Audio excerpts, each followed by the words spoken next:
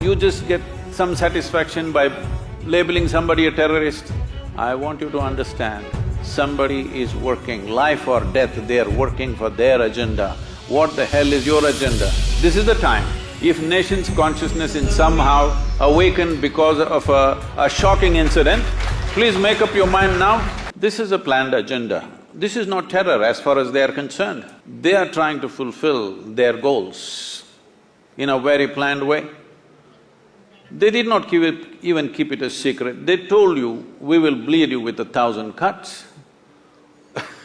So it is not terror, it is an agenda that they're fulfilling. They're doing what they believe is the right thing to do. Because if somebody is willing to die for something, obviously they believe strongly enough to die for it. So they're doing what they believe is the right thing to do. Now, from your standpoint, are you doing the right thing that is good for this nation is something you must decide. There is no need to get excited about this, there is no need to… you just get some satisfaction by labeling somebody a terrorist. I want you to understand, somebody is working, life or death, they are working for their agenda. What the hell is your agenda? Spell it out to yourself and act upon that. What is it? See, there is a confusion in the country as to what is India and what is not India. You must settle this. If you don't settle this, these fights will go on endlessly. How many lives have been lost on both sides? For how long you want to do this?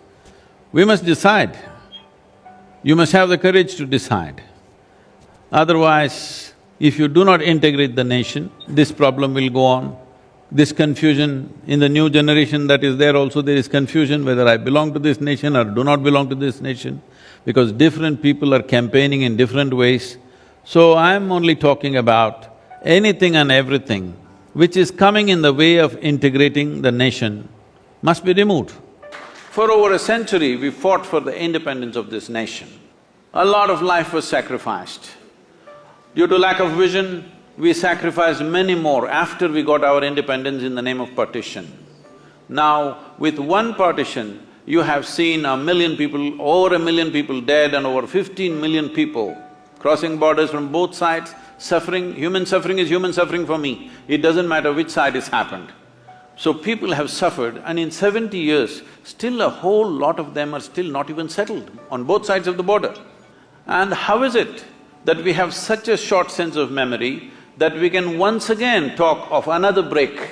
So we must decide this. In my heart is very clear. First one thing is, make it clear to all the Indians what is India and what is not India, please do this. Don't keep the ambiguity continuing forever. Just 100%, this is our country, this is not our country, let us focus on what we need to do for the well-being of these people, rather than going on endlessly debating, where is the border? How long will you debate?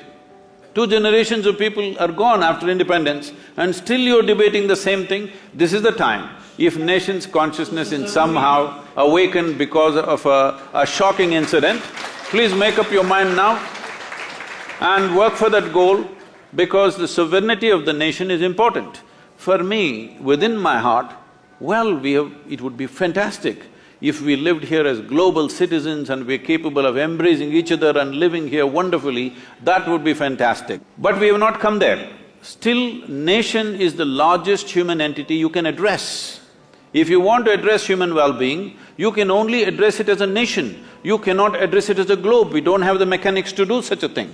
So, this nation, over 1.3 billion people, is a world by itself.